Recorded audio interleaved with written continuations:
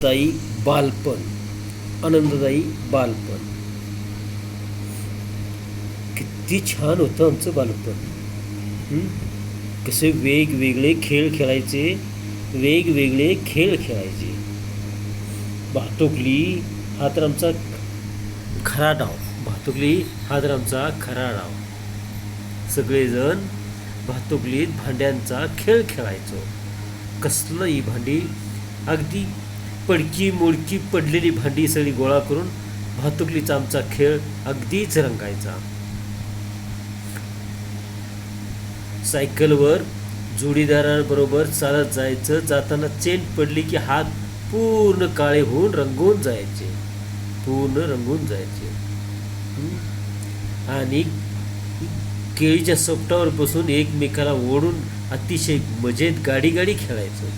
केळीच्या सोपटावर बसून गाडीवर बसून मजेनं गाडी गाडी खेळायचं. असा हा आमचा खेळ.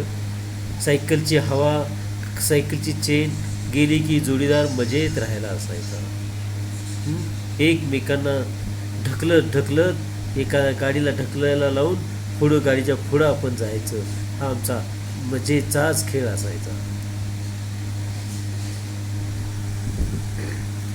खेळायचा मूड आला की काही घावलं तरी चालायचं.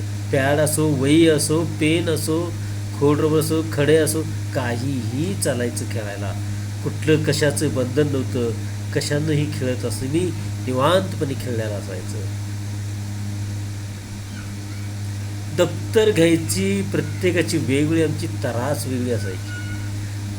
कोण पाठीला लावतंय, कोण हातात घेतंय, कोण डोसक्यावर लावतंय. असंच मजेत चालत जायचं शाळेला.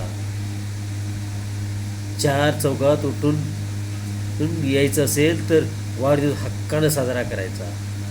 प्रत्येकाला वाटायचं मी माझा वाढदिवस अगदी आनंदात काही करेन, फिरवेन, चांगलं करेन. खोड रवेला थुंकी लावून पान फाटेपत्र खोडायची ही आमची सवय. आणि कुठं चुका व्हायच्या, निबंधाच्या वहीत नेहमीच चुका व्हायच्या. त्यामुळं निबंधाचं पान नेहमीच फाटलेलंच असायचं. काय सांगायची आनंद.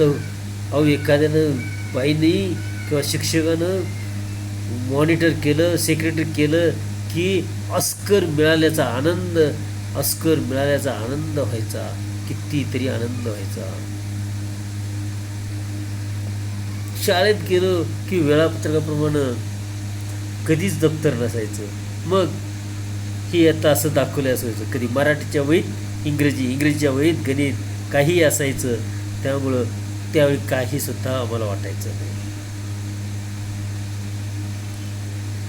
लगोर हा तर अगदी जीवाभावाचा खेळ असल्यागत वाटायचं.